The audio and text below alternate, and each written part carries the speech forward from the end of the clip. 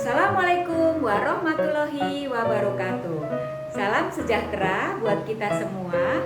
Om Swastiastu, Namo Buddhaya. Salam sehat, salam semangat. Perkenalkan, nama saya Nuning Suryandari. Saya adalah kepala sekolah sekaligus guru di Lembaga Pendidikan Anak Usia Dini KB TK Kepik Kuning. Sedikit profil mengenai Kepik Kuning. Kami awalnya dari sebuah tempat penitipan anak. Sekarang kami sudah ada kelompok bermain dan TK. Lokasi kami ada di Komplek Amarapura F1 nomor 1 dan 2 Kademangan Setu, Tangerang Selatan, Banten. Pembelajaran sebelum masa pandemi, seperti mungkin sekolah-sekolah yang lain, kami lebih banyak melakukan tatap muka. Nah, pembelajaran pada awal masa pandemi, di mana kita tidak bisa melakukan tatap muka, kami pun juga melaksanakan pembelajaran online, belajar dari rumah, BDR, BJJ, mengharuskan guru-guru mengajar tidak bertatap muka dengan anak-anak. Kendala-kendala yang kami hadapi pada saat menjalankan pembelajaran jarak jauh adalah kejenuhan peserta didik, orang tua, dan kami para pendidik.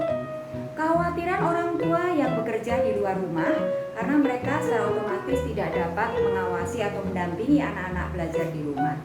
Kemudian keterbatasan sarana dan alat belajar itu juga menjadi kendala. Dan anak menjadi tidak mandiri, kemudian tidak berani bereksplorasi. Dasar dari strategi yang kita lakukan untuk menghadapi kendala-kendala tadi adalah dari teori psikologi perkembangan dan juga teori psikologi pendidikan.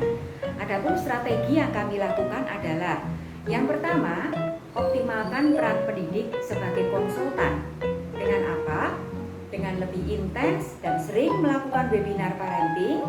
Kemudian kita melakukan diskusi parenting setiap bulan. Kita mengirimkan RPPM kepada orang tua sehingga mereka mengetahui target-target pembelajaran juga peralatan yang memang harus mereka bantu sediakan di rumah.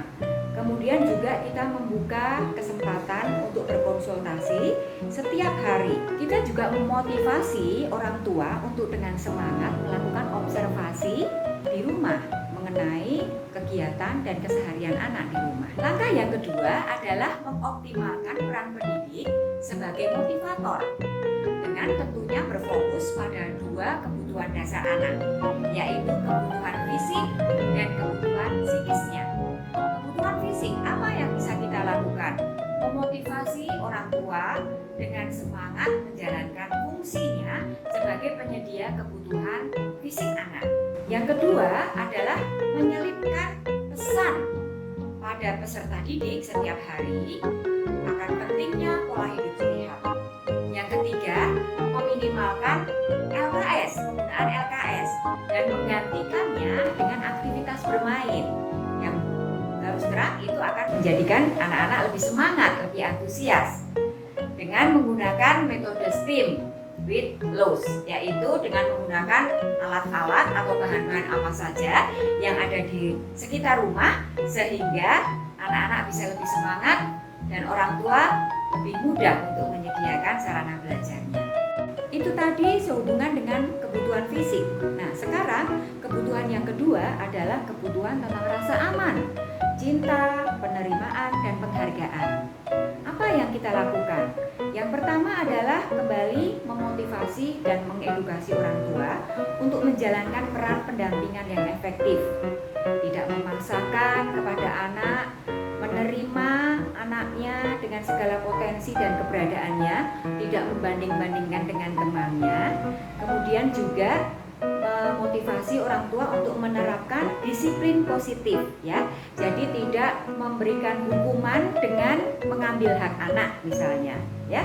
Kemudian juga memberikan reward kepada orang tua dan peserta didik, misalnya dengan pujian, dengan senyuman. Kemudian juga kita mengajak anak untuk memeluk orang tua atau pendampingnya setiap kali usai belajar, ya. Itu reward yang bisa kita lakukan. Bisa kita lakukan secara tertulis, lisan, maupun langsung maupun tidak langsung. Kemudian Kemudian juga menciptakan suasana kondusif dan menarik serta menyenangkan saat kelas online. Kemudian juga kita melakukan pendekatan individual kepada setiap anak, karena kita tahu setiap anak tidak memiliki kemampuan yang sama. Pada saat mereka tidak bisa menyelesaikan tugasnya secepat temannya, kita bisa menyampaikan itu kepada orang tuanya sehingga orang tuanya bisa memfollow up itu di rumah, tentunya dengan bahasa yang lunak yang bisa diterima oleh anak-anak.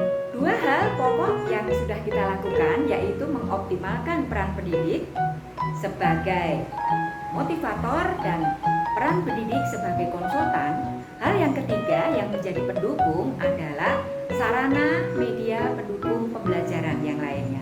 Seperti kita ketahui saat ini sudah banyak sekali bahwa kita memang diharapkan untuk terus memperkaya keterampilan dengan media pembelajaran yang berhubungan dengan teknologi dan menggunakan gadget.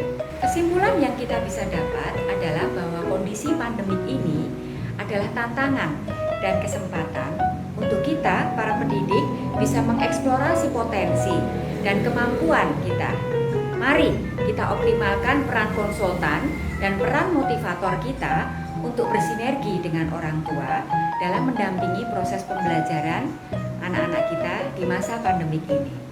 Semangat guru-guru PAUD Indonesia, salam sehat, wabillahi taufik wal hidayah, wassalamualaikum warahmatullahi wabarakatuh. Salam sejahtera buat kita semua. Om Swastiastu, Namo Buddhaya.